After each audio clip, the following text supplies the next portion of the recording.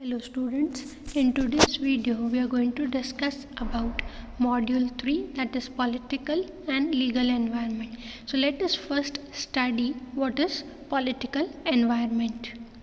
Political environment is the state government and its institutions, legislation, and the public and private stakeholders who operate and interact with or influence the system.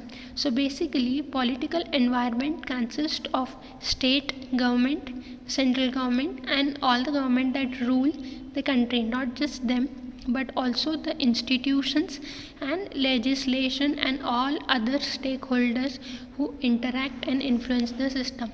Now every country has its own political system, so this political systems, plans, policies and programs directly or indirectly influence the business. So let us now study in detail about the factors of political environment that influence a business organization.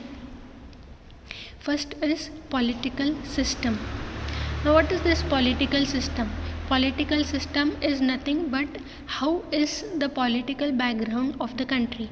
Basically there are two types of political systems that a country can have. Either a country can have democratic system or it can have autocratic or authoritarian system. So first let us understand what is democratic system. Now in democratic system what happens is the government is selected by the people. Now people elect government under the system. People's representatives, that is MP or MLAs, are elected through elections and these people rule the country. Now as these people are elected or they are selected by the people, they will understand what are the needs of people and society, and they rule the government in order to satisfy the needs of people. This kind of environment or this kind of system provides a suitable environment for the business as its policies are based on the needs of society. Now countries like India, Canada, UK, USA, etc., all these have democratic pattern of political system. Now in our country also you know that we have frequent in elections to select MP, MLAs. Then further there are elections to select Prime Minister. Okay, so like this, here the government is elected by the people. In short, you have to understand, if the government is selected by the people, then it is democratic system. So in our country we have democratic system of government. Okay, so as the government is selected by the people, people will try to select good government who will favor them. So if you have democratic system, means it is good for economic growth of business, because you will elect that government who can support economic activities in the country. Next is autocratic or authoritarian system. Now government under this system is controlled by a king or queen. They derive the power to rule the country and control the government by heredity. So in autocratic system what happens is government is controlled by king or queen, that is the country is controlled by a king or queen, and they get this as heredity. Here people of the country do not appoint government but they are selected through heredity. Earlier in India that was the case. We could see that there are many great kings who have ruled this country. So entire country was ruled by them, and all the plans, policies and welfare of the people was taken care by government. Right? People used to not appoint in olden days, that is before independence. If you consider, we had great kings who have ruled our country. So that is nothing but autocratic system. Okay, so what is the political system in the country that will affect your business? If you have democratic system, means people will choose the government. If you have autocratic system, means your country will be controlled by king or a queen. So this is the first point that will affect your business under political environment. Now next one is constitution. Now constitution of country is one that states rights and duties of the citizens, including that of a corporate citizens. It also defines what are the powers, privileges, rights, duties that are available to citizens, including the business organization.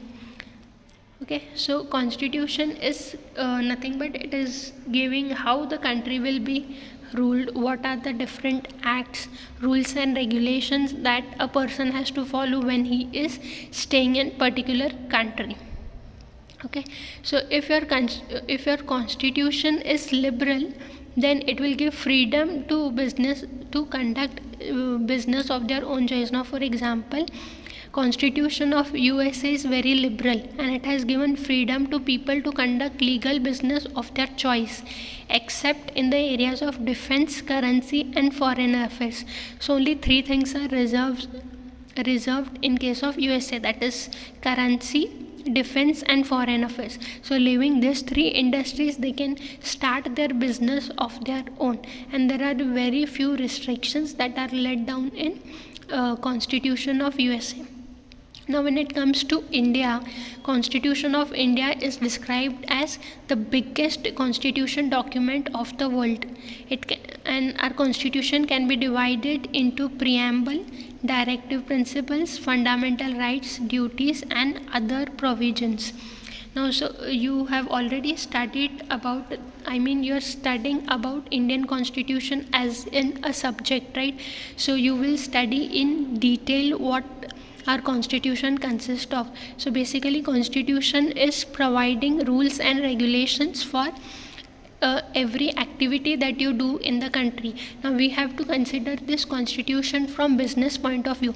In constitution there are various laws which are applicable to business, just like Companies Act, Contract Act, FEMA, Consumer Protection Act, etc. So all these acts have to be applied by an business organization while it is doing business in the country. Okay, you cannot say that if I am doing business, I will do as per my flexibility. No, you have to pay tax to the government. You have to disclose to the government how you are doing the business, like what is your balance sheet, what is the profit and loss that you are earning in a particular year. Okay, so all these rules and regulations are applied to a business organization because of the constitution of the country. Now why these rules and regulations are there? Because our constitution wants that people should not do business only with profit motive. There should be welfare of the people. It should be like of all the stakeholders, whether it is investors, employees, consumer and society in general. So everyone should be benefited from business activity that is happening in the country. It is not that if you are doing business activity only you should earn profit for yourself. It should have welfare for all the stakeholders in the country. Okay, so constitution also plays an important role for business because it will provide guidelines as to how the business has to be conducted. Next is political parties. Okay. Now political environment of a nation and its effects on business, it is completely influenced by political parties and their ideas. Now every political party has its own economic and social objectives.